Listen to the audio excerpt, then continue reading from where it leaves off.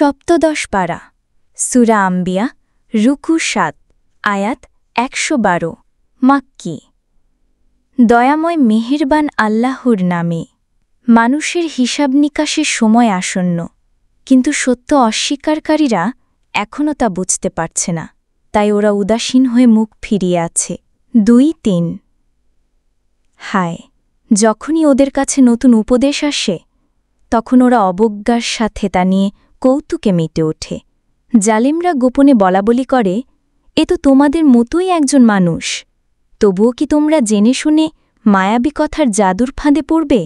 ৪ হে নবী, বলো, মহাকাশ ও পৃথিবীতে বলা হয়েছে এমন সমস্ত কথাই আমার প্রতিপালক অবগত আছেন, তিনি সবই শোনেন, সবই জানেন। ৫ সত্য অস্বীকারীরা আরও বলে, কোরআন তো এক অসংলগ্ন অলীক কল্পনা, হয় সে নিজেই রচনা করেছে বা হতে পারে সে এক কবি, তা না হলে প্রাচীনকালের রসুলরা যেরকম নিদর্শনসহ প্রেরিত হয়েছিল সেরকম কোনো নিদর্শন সে দেখাক। ৬ ওদের পূর্বে যেসব জনপদ আমি ধ্বংস করেছি তার অধিবাসীরা নিদর্শন দেখার পরও বিশ্বাস স্থাপন করেনি, এখন ওরা কি নিদর্শন দেখার পর বিশ্বাস স্থাপন করবে? ৭ হে নবী, তোমার পূর্বে আমি ওহীসহ মানুষকেই রসুল হিসেবে পাঠিয়েছিলাম, তোমরা যদি না জানো তবে কিতাবীদের জিজ্ঞেস করো। ৮ আর সেই রসুলদের এমন দেহ বা অবয়বে সৃষ্টি করিনি যে তাদের খাবার খেতে হতো না, আর তাদের চিরঞ্জীবও করা হয়নি। ৯ শেষ পর্যন্ত আমি তাদের প্রতি আমার প্রতিশ্রুতি পূরণ করেছি, তাদেরকে এবং অন্যান্য যাদেরকে ইচ্ছা রক্ষা করেছি, আর যারা নিজেরাই নিজেদের নষ্ট করেছিল তাদের ধ্বংস করেছি।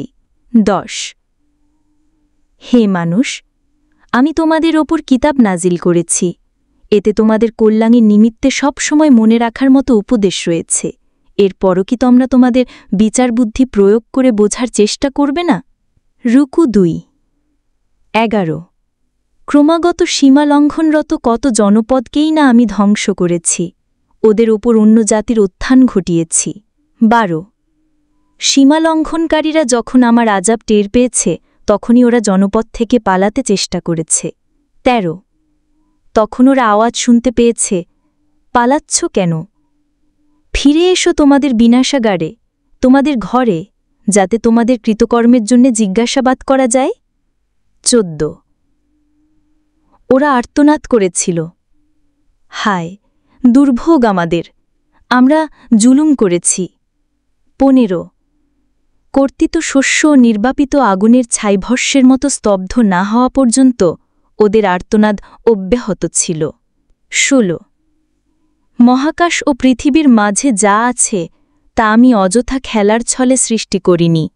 ১৭ খেলনা বানিয়ে খেলায় মত্ত হওয়ার কোনো ইচ্ছা থাকলে তো আমার কাছে উপকরণের কোনো অভাব ছিল না, কিন্তু না, তা আমি করিনি। ১৮ কখনো না, সৃষ্টি করার মধ্য দিয়ে আমি সত্য দিয়ে মিথ্যাকে আঘাত করেছি, আর সত্য সবসময় মিথ্যাকে চূর্ণ বিচূর্ণ ও নিশ্চিহ্ন করে দেয়। হে সত্য অস্বীকারীরা, নিশ্চিত থাকো, তোমরা যা বলছ সেজন্য তোমাদের দুর্ভোগ অবশ্যম্ভাবী। ১৯ মহাকাশ ও পৃথিবীর সকল সৃষ্টি তারই, তার সান্নিধ্যে যারা আছে তারা কখনো নিজেদের বড় মনে করে ইবাদতে ত্রুটি করে না বা ক্লান্তও হয় না। ২০ তারা রাত দিন অবিশ্রান্তভাবে তার পবিত্রতা ও মহিমা ঘোষণা করে। ২১ এরপরও কিছু মানুষ মাটির তৈরি কিছু বস্তু বা অবয়বকে উপাস্য হিসেবে উপাসনা করে, এই উপাস্যরা কি মৃতকে জীবিত করতে সক্ষম? ২২ ওরা এই সহজ সত্যটুকু বুঝতে পারে না যে আল্লাহ ছাড়া যদি মহাকাশ ও পৃথিবীতে অন্য কোনো উপাস্যের অস্তিত্ব থাকত তাহলে দুই উপাস্যের ক্ষমতার দ্বন্দ্বে দুই জগতই ধ্বংস হয়ে যেত। আসলে ওরা যা বলে তা থেকে আরশের অধিপতি আল্লাহ অতি পবিত্র ও মহামহন। ২৩ আল্লাহ যাই করেন না কেন সে ব্যাপারে তাকে প্রশ্ন করার কেউ নেই, অথচ অন্য সবাইকে জবাবদিহি করতে হবে। ২৪ তারপরও কি আল্লাহর পরিবর্তে ওরা কাল্পনিক উপাস্যের উপাসনা করবে? হে নবী, ওদের বলো, তোমরা যা বলছ তার সপক্ষে একটি প্রমাণ উপস্থিত করো, আমার সঙ্গে যারা আছে তাদের কিতাবের কথাও এই, আর আমার আগে যে রসুলরা এসেছিলেন তাদের কিতাবের কথাও একই। হায়, ওদের অধিকাংশই আসল সত্য সম্পর্কে অজ্ঞ, তাই ওরা একগুঁয়েভাবে সত্যকে প্রত্যাখ্যান করছে। 25 আমি ছাড়া কোনো উপাস্য নেই, অতএব শুধু আমারই ইবাদত করো। এই ওহী ছাড়া তোমার পূর্বে আমি কোনো রসুলকে পাঠাইনি। ওরা বলে দয়াময় সন্তান গ্রহণ করেছেন, তিনি পবিত্র মহান, ফেরেশতারা তো সম্মানিত বান্দা মাত্র। 27 ফেরেশতারা আগ বাড়িয়ে কোনো কথা বলে না, শুধু আদেশ অনুসারে কাজ করে। 28 তাদের দৃশ্যমান ও অদৃশ্য যা কিছু আছে তা তিনি জানেন। আল্লাহ যাদের প্রতি সন্তুষ্ট তাদের জন্যেই তারা সুপারিশ করে, আর নিজেরা সব সময় আল্লাহর হুকুম পালনে তটস্থ থাকে। 29 তাদের মধ্যে যে বলবে তিনি ছাড়া আমিই উপাস্য, তাকে আমি জাহান্নামে নিক্ষেপ করব। এভাবেই আমি জালেমদের শাস্তি দিয়ে থাকি। 30 যারা ক্রমাগত সত্য অস্বীকার করতে চায় তারা কি একবারও ভেবে দেখবে না যে মহাকাশ ও পৃথিবীর সব কিছু একত্র ছিল? তারপর আমি এদের বিচ্ছিন্ন করে পৃথক পৃথক অস্তিত্ব দান করলাম, আর আমি পানি থেকে সকল প্রাণের উন্মেষ ঘটালাম। এর পরও কি ওরা সত্য স্বীকার করবে না? 31 ওরা কি দেখে না যে আমি জমিনের অবস্থানকে সুদৃঢ় করার জন্য পাহাড় তৈরি করেছি, আর জমিনের বুকে তৈরি করেছি প্রশস্ত পথ, যাতে ওরা গন্তব্যস্থলে পৌঁছতে পারে? 32 আর আমি আকাশকে করেছি নিরাপদ চাঁদোয়ার মতো। তারপরও মহাকাশের নিদর্শনাবলী থেকে সত্য অস্বীকারীরা মুখ ফিরিয়ে নেয়। 33 অথচ দিন রাতের আবর্তন এটা তাঁরই মহিমা। সূর্য ও চন্দ্র তিনিই সৃষ্টি করেছেন, এরা প্রত্যেকেই নিজ নিজ কক্ষপথে বিচরণ করে। 34 যা, তোমার পূর্বেও আমি কোনো মানুষকে অমরত্ব দান করিনি, তোমার মৃত্যু হলে ওরা কি চিরকাল বেঁচে থাকবে? 35 প্রত্যেক প্রাণী মৃত্যুর স্বাদ গ্রহণ করবে। আমি তোমাদের ভালো আর খারাপ অবস্থা দিয়ে পরীক্ষা করি, আর আমারই কাছে তোমাদের ফিরে আসতে হবে। 36 সত্য অস্বীকারীরা তোমাকে দেখে বিদ্রূপ করে, তামাশা করে পরস্পরকে বলে, এ কি সেই ব্যক্তি যে তোমাদের উপাস্যদের সমালোচনা করে? আর ওরা নিজেরাই দয়াময়কে স্মরণ করতে অস্বীকার করে। 37 মানুষ প্রকৃতিগতভাবেই তাড়াহুড়ো প্রবণ, আমি অবশ্যই তোমাদেরকে আমার নিদর্শনাবলী দেখাব, এ ব্যাপারে তাড়াহুড়োর কিছু নেই। 38 ওরা বলে, তোমরা যদি সত্যবাদী হও তবে বলো শাস্তির হুমকি কখন বাস্তবায়িত হবে? 39 হায়, সত্য অস্বীকারীরা যদি বুঝতে পারত, সে সময় এলে ওরা ওদের চারপাশ থেকে আসা আগুন ঠেকাতে পারবে না, না ওরা পাবে কোনো সাহায্যকারী। 40 মূলত আযাব অকস্মাৎ ওদের ঘিরে ফেলবে, তখন ওদের বুদ্ধি নষ্ট হবে, ওরা তা রুখতেও পারবে না, আর কোনো অবকাশও পাবে না।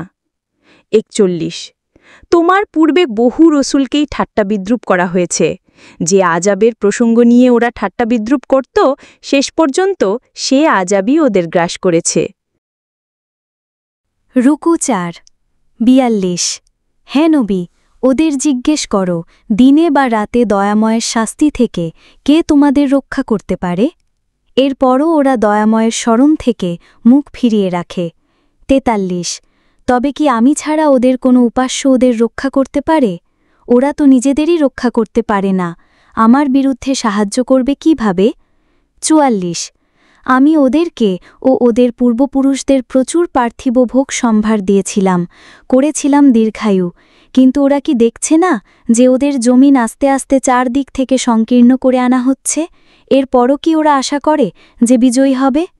45 ওদের বলো, আমি তো কেবল ওহির সাহায্যে তোমাদের সতর্ক করছি, কিন্তু সতর্ক করা হলেও হৃদয় শ্রবণ প্রতিবন্ধীরা সতর্কবাণী শুনতে পায় না। 46 তোমার প্রতিপালকের আযাব ওদের স্পর্শ করা মাত্র ওরা আর্তনাদ করে উঠবে, হায় দুর্ভোগ আমাদের, আমরা জালিম ছিলাম। 47 মহাবিচার দিবসে প্রত্যেকের প্রতি ন্যায় বিচার করা হবে, কারো প্রতি কোনো অবিচার করা হবে না, প্রত্যেকের তিল পরিমাণ সৎ বা অসৎ কর্ম উপস্থাপিত হবে, আর নির্ভুল হিসাব গ্রহণের জন্যে আমিই যথেষ্ট। 48-49 আমি অবশ্যই মুসা ও হারুনকে ন্যায় ও অন্যায়ের পার্থক্যকারী মানদণ্ড ফুরকান দিয়েছিলাম। তা ছিল পথপ্রদর্শক আলো ও উপদেশ আল্লাহ সচেতনদের জন্যে। তারা না দেখেও প্রতিপালকের বিরাগভাজন হওয়াকে ভয় করে এবং মহাবিচার দিবস সম্পর্কে শঙ্কিত থাকে। 50 পূর্ববর্তী কিতাবের মতো এই কোরআনও অনেক কল্যাণময় উপদেশ সহ তোমাদের জন্যে নাজিল করেছি, তবুও কি তোমরা একে মেনে নিতে অস্বীকার করবে? রুকু 5 51 ইতপূর্বে আমি ইব্রাহিমকে সত্য মিথ্যা বিচারের জ্ঞান দিয়েছিলাম, আমি তার সবই জানতাম। 52 যখন সে তার পিতা ও তার সম্প্রদায়কে জিজ্ঞেস করল, তোমরা যে উপাসনা করছ এই মূর্তিগুলো কি? 53 ওরা বলল, আমরা আমাদের বাপদাদাদের দেখেছি এদের উপাসনা করতে। 54 ইব্রাহিম বলল, তোমাদের বাপদাদাদের ন্যায় তোমরাও সুস্পষ্ট বিভ্রান্তিতে ডুবে আছো। 55 ওরা বলল, তুমি কি তোমার মনের কথা আমাদের বলছ না কৌতুক করছ? 56 ইব্রাহিম বলল, না, কৌতুক নয়, এগুলো কখনোই উপাস্য হতে পারে না। আসলে তোমাদের উপাস্য তিনি, যিনি মহাকাশ ও পৃথিবীর স্রষ্টা ও পালনকর্তা। আমি এ সত্যেরই সাক্ষ্যদাতা। 57 ইব্রাহিম মনে মনে বলল, শপথ আল্লাহর, তোমরা চলে যাওয়ার পর আমি মূর্তিগুলোর ব্যাপারে ব্যবস্থা নেব। 58 এরপর সে সবচেয়ে বড় মূর্তিটি ছাড়া অন্য সকল মূর্তি চূর্ণ বিচূর্ণ করে দিল, যাতে ওরা ফিরে এসে বড় মূর্তিটি দেখতে পায়। 59 ফিরে আসার পর সবকিছু দেখে ওরা বলল, আমাদের উপাস্যদের কে এমন করল? নিশ্চয়ই সে জুলুমকারী।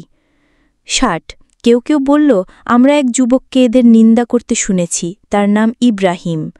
61 ওরা বলল, তাকে সবার সামনে হাজির করো, যাতে লোকজন তাকে প্রদত্ত শাস্তি দেখতে পায়। 62 ইব্রাহিম উপস্থিত হওয়ার পর ওরা তাকে জিজ্ঞেস করল, হে ইব্রাহিম, তুমি কি আমাদের উপাস্যদের এমন অবস্থা করেছ? 63 উত্তরে সে বলল, আসলে এই বড়টি এ কাজ করেছে, একে জিজ্ঞেস করে দেখো, অবশ্য যদি এ কথা বলতে পারে। 64 এ কথা শুনে তারা পরস্পরের দিকে তাকালো, একে অপরকে বলল, আসলে তাড়াহুড়ো করে ইব্রাহিমকে সন্দেহ করে তোমরাই সীমা লঙ্ঘন করেছ। 65 কিন্তু মুহূর্তেই ওরা ওদের আগের চিন্তায় ফিরে গেল, বলল, ইব্রাহিম, তুমি তো ভালো করেই জানো যে এরা কথা বলতে পারে না। 66 67 ইব্রাহিম বলল, তবে কি তোমরা আল্লাহর পরিবর্তে এমন কিছুর উপাসনা করো যা তোমাদের কোনো উপকার বা অপকার করতে পারে না? আফসোস তোমাদের জন্যে এবং আল্লাহর পরিবর্তে যাদের উপাসনা করো তাদের জন্যেও। এই ঘটনা দেখার পরও কি তোমরা তোমাদের সহজাত বিচার বুদ্ধি প্রয়োগ করবে না? 68 ওরা বলতে লাগল, ওকে আগুনে পুড়িয়ে মারো, দেবতাদের অপমানের প্রতিশোধ নাও, যদি তোমরা কিছু করতে চাও। 69 আমি বললাম, হে আগুন, তুমি ইব্রাহিমের জন্য শীতল ও শান্তির উৎসে পরিণত হও। 70 ওরা ইব্রাহিমের ক্ষতি করতে চেয়েছিল, কিন্তু ওরাই হেদায়ত থেকে বঞ্চিত হয়ে সবচেয়ে বেশি ক্ষতির সম্মুখীন হল। 71 আর আমি ইব্রাহিম ও লুতকে উদ্ধার করে সে দেশে পৌঁছে দিলাম যেখানে আমি বিশ্ববাসীর জন্যে রেখেছি কল্যাণ। 72 পরে আমি ইব্রাহিমকে দান করেছিলাম পুত্র ইসহাক আর পৌত্র ইয়াকুবকে, তারা প্রত্যেকেই ছিল সৎকর্মশীল, আমি তাদের দান করেছিলাম নেতৃত্ব, তারা আমার নির্দেশ অনুসারে মানুষকে সৎপথ প্রদর্শন করত, আমি তাদেরকে ওহির মাধ্যমে নির্দেশ দিয়েছিলাম সৎকর্ম করার, নামাজ কায়েম করার ও জাকাত আদায় করার, তারা সবাই আমারই ইবাদত করত। আমি লুতকে জ্ঞান ও প্রজ্ঞা দান করেছিলাম, তাকে এমন এক জনপদ থেকে উদ্ধার করেছিলাম যার অধিবাসীরা কুকর্মে সমকামিতায় লিপ্ত ছিল। মূলত ওরা ছিল বিকৃত, ভ্রষ্ট ও সত্যত্যাগী সম্প্রদায়, আমি তাদের ধ্বংস করেছিলাম। 75 পক্ষান্তরে লুতকে আমার অনুগ্রহভাজন করেছিলাম, সে ছিল সৎকর্মশীলদের একজন। রুকু 6 76 স্মরণ করো নুহের কথা, নুহের ডাকে সাড়া দিয়ে আমি তাকে ও তার পরিবারকে মহাপ্লাবন থেকে রক্ষা করেছিলাম। 77 আমার নিদর্শনাবলী অস্বীকারী জনগোষ্ঠীর হাত থেকে তাকে রক্ষা করেছিলাম এবং পথভ্রষ্ট সম্প্রদায়ের সকলকে নিমজ্জিত করেছিলাম। 78 স্মরণ করো দাউদ ও সোলাইমানের কথা, একজনের মেষের পাল রাতে অন্যের ক্ষেতে ঢুকে ফসল নষ্ট করার মামলার বিচার যখন তারা করছিল, আমি তাদের বিচার পর্যবেক্ষণ করছিলাম। ৭৯ আমি তখন সোলাইমানকে সঠিক ফয়সলা বুঝিয়ে দিলাম। নিশ্চয়ই আমি তাদের দুজনকেই দিয়েছিলাম জ্ঞান ও প্রজ্ঞা। দাউদের সাথে আমার মহিমা ও পবিত্রতা ঘোষণার জন্যে আমি পর্বতকে নির্দেশ দিয়েছিলাম। একইভাবে পাখিরাও তার সাথে আমার মহিমা ঘোষণা করত। আসলে আমি সব কিছুই করতে পারি। ৮০ আমি দাউদকে তোমাদের জন্য বর্ম নির্মাণের কৌশল শিক্ষা দিয়েছি, যাতে করে হে মানুষ তোমরা প্রতিপক্ষের অস্ত্রের আঘাত থেকে নিজেদের রক্ষা করতে পারো। তোমরা কি এজন্যে শকরগুজার হবে না? ৮১ আমি বায়ুকে সোলাইমানের বশীভূত করেছিলাম। বায়ু তার নির্দেশে সে দেশের দিকে প্রবাহিত হতো যেখানে আমি কল্যাণ রেখেছিলাম। এর প্রতিটি বিষয়ই আমি পুরোপুরি জানি। ৮২ বিদ্রোহী শক্তির মধ্য থেকে কতককে আমি তার অধীন করে দিয়েছিলাম। ওরা তার জন্য ডুবুরির কাজসহ অন্যান্য কাজ করত, তবে আমি তাদের নিয়ন্ত্রণে রাখতাম। ৮৩ স্মরণ করো আইয়ুবের কথা। সে তার প্রতিপালকের কাছে প্রার্থনা করল, রোগ যন্ত্রণা দুঃখ কষ্টে আমি জর্জরিত। প্রভু হে, দয়া করো, তুমিই পরম করুণাময়। ৮৪ আমি তখন তার প্রার্থনা কবুল করলাম, তার সকল কষ্ট দূর করে দিলাম, তার পরিজনকে ফিরিয়ে দিলাম। বিশেষ রহমত হিসেবে পরিজনের সংখ্যা আরও বৃদ্ধি করলাম, ইবাদতকারীদের জন্য এক স্মরণীয় উদাহরণ হিসেবে। ৮৫-৮৬ স্মরণ করো ইসমাইল, ইদ্রিস ও জুলকিফলের কথা। তারা ছিল ধৈর্যশীল ও সৎকর্মশীল। তারা ছিল আমার অনুগ্রহভাজনদের অন্তর্ভুক্ত। ৮৮ স্মরণ করো জুন্নুনের কথা। সে ক্ষুব্ধ হয়ে দেশ ছেড়ে চলে যাচ্ছিল এবং মনে করেছিল আমি তাকে পাকড়াও করব না। তারপর গভীর অন্ধকার থেকে প্রার্থনা করেছিল, প্রভু হে, তুমি ছাড়া কোনো উপাস্য নেই, তুমি মহাপবিত্র, আমি পাপী, আমি গুনাহগার, আমায় ক্ষমা করো। তখন আমি তার প্রার্থনা কবুল করেছিলাম, তাকে বিপদ মুক্ত করেছিলাম, আর এভাবেই আমি বিশ্বাসীদের উদ্ধার করি। ৮৯ স্মরণ করো জাকারিয়ার কথা, যখন সে প্রার্থনা করেছিল, হে আমার প্রতিপালক, আমাকে নিঃসন্তান রেখো না। যদিও আমি জানি আমাকে বংশীয় উত্তরসূরি না দিলেও সবার মৃত্যুর পরও তুমি বিরাজমান থাকবে। ৯০ আমি তার দোয়া কবুল করলাম, তাকে দান করলাম পুত্র ইয়াহিয়া, তার স্ত্রীকে সন্তান গ্রহণের যোগ্য করলাম। এই রসুলরা সৎকর্মে প্রতিযোগিতা করত, আশা ও শঙ্কা নিয়ে আমার কাছে প্রার্থনা করত, আর তারা ছিল আমার কাছে সবসময় বিনয়াবনত। ৯১ স্মরণ করো সেই নারীর কথা যে নিজের সতীত্ব রক্ষা করেছিল। আমি তার মধ্যে আমার আদেশ বা রূহ সঞ্চারিত করলাম, আর তাকেও তার পুত্রকে বিশ্ববাসীর জন্য এক উজ্জ্বল নিদর্শন করেছিলাম। ৯২ হে মানুষ, যারা আমাকে বিশ্বাস করো তোমরা একই জাতি, আর আমি তোমাদের প্রতিপালক, তাই শুধু আমারই ইবাদত করো। ৯৩ কিন্তু তোমরা এই সত্য ভুলে গিয়ে তোমাদের কর্মকাণ্ড দ্বারা পরস্পর বিভেদ সৃষ্টি করেছ। অবশ্যই তোমাদের প্রত্যেককে আমার কাছে ফিরিয়ে আনা হবে। রুকু ৭ সুতরাং কেউ বিশ্বাস স্থাপন করলে ও সৎকর্ম করলে তার প্রতিটি উদ্যোগ ও শ্রমের প্রতিফল সে পাবে, কারণ তা যথাযথভাবেই রেকর্ড হচ্ছে। ৯৫ কিন্তু এটা অবধারিত সত্য, যেসব জনপদকে আমি ধ্বংস করেছি সেখানকার অধিবাসীরা কখনোই পাপের পথ থেকে প্রত্যাবর্তন করবে না। ৯৬ যতক্ষণ পর্যন্ত না ইয়াজুজ মাজুজকে ছেড়ে দেওয়া হবে এবং তারা চারদিক থেকে সকল উচ্চতা অতিক্রম করে পঙ্গপালের মতো জমিনকে ছেয়ে ফেলবে। ৯৭ যখন মহাবিচারের অঙ্গীকার পূরণের সময় ঘনিয়ে আসবে, তখন সত্য অস্বীকারীদের চোখ আতঙ্কে স্থির হয়ে যাবে, আর্তনাদ করে বলবে, হায় দুর্ভোগ আমাদের, আমরা উদাসীন ছিলাম, আমরা পাপে নিমজ্জিত ছিলাম। ৯৮ তখন ওদের বলা হবে, তোমরা এবং আল্লাহ ছাড়া যাদের তোমরা উপাসনা করেছ সবাইকে জাহান্নামের ইন্ধন বানানো হবে, তোমরা সেখানেই প্রবেশ করবে। ৯৯ এই উপাস্যরা যদি প্রকৃত উপাস্য হতো তাহলে তাদের জাহান্নামে প্রবেশ করতে হতো না, কিন্তু ওদের প্রত্যেকেরই জাহান্নামে থাকবে। ১০০ জাহান্নামে এই শরিককারীদের কান ফাটা আর্তনাদ ছাড়া আর কিছুই তারা শুনতে পাবে না। ১০১ থেকে ১১১ নং আয়াত। ১০১ বিশ্বাসী ও সৎকর্মশীলদের জন্যে আমি আগে থেকেই কল্যাণ নির্ধারিত করে রেখেছি, তাদের জাহান্নাম থেকে দূরে রাখা হবে। ১০২ তারা এ আর্তনাদের ক্ষীণতম শব্দেও শুনবে না, তারা সেখানে তাদের মন পছন্দ সব কিছু চিরকাল উপভোগ করবে। ১০৩ মহাবিচারের সমাবেশ ময়দানের বিভীষিকায় বিশ্বাসীরা কখনো বিচলিত হবে না। ফেরেশতারা তাদের স্বাগত জানিয়ে বলবে, আজ তোমাদের সেই শুভ দিন যার প্রতিশ্রুতি তোমাদের দেয়া হয়েছিল। 104 হে মানুষ, সেদিনের কথা ভাবো যেদিন মহাকাশকে লিখিত কাগজের পাতার ন্যায় ভাঁজ করে গুটানো হবে। আর যেভাবে আমি প্রথম সৃষ্টির সূচনা করেছিলাম সেভাবে পুনরায় সৃষ্টি করব। ওয়াদা পালন করা আমার দায়িত্ব, আর আমি ওয়াদা পালন করবই। 105 আমি আসমানি কিতাবসমূহে লিপিবদ্ধ করে রেখেছি যে আমার সৎকর্মশীল যোগ্য বান্দারাই শেষ পর্যন্ত পৃথিবীর উত্তরাধিকারী হবে। 106 এতে আল্লাহর ইবাদতকারী জনগোষ্ঠীর জন্যে সুস্পষ্ট ইঙ্গিত রয়েছে। 107 তবে হে নবী, আমি তোমাকে বিশ্বজাহানের জন্যে করুণার নিদর্শন অর্থাৎ রহমতুল্লিল আলামিন হিসাবে পাঠিয়েছি।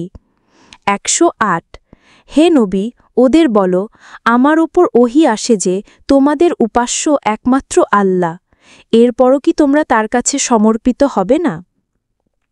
109 থেকে 111 নং আয়াত যদি ওরা এই সত্য মানতে অস্বীকার করে, তবে হে নবী, তুমি ওদের বলো, আমি প্রকাশ্যভাবেই সবাইকে অবধারিত আযাবের ব্যাপারে সতর্ক করে দিচ্ছি। যদিও আমি জানি না প্রতিশ্রুত আযাবের সময় কাছে না দূরে। তোমরা মুখে যা বলো তাও তিনি জানেন, আর যা গোপন রাখো তাও তিনি জানেন। কিন্তু আমি জানি না আল্লাহর আযাব বিলম্বিত হওয়া তোমাদের জন্য একটা পরীক্ষা না তার সাময়িক করুণা। 112 হে নবী, বলো, হে আমার প্রতিপালক, তুমি ন্যায় বিচার করো, এবং বলো, আমাদের প্রতিপালক তো দয়াময়। তোমরা যে অবমাননাকর কথা বলছ তার মোকাবিলায় তিনিই আমাদের সহায়।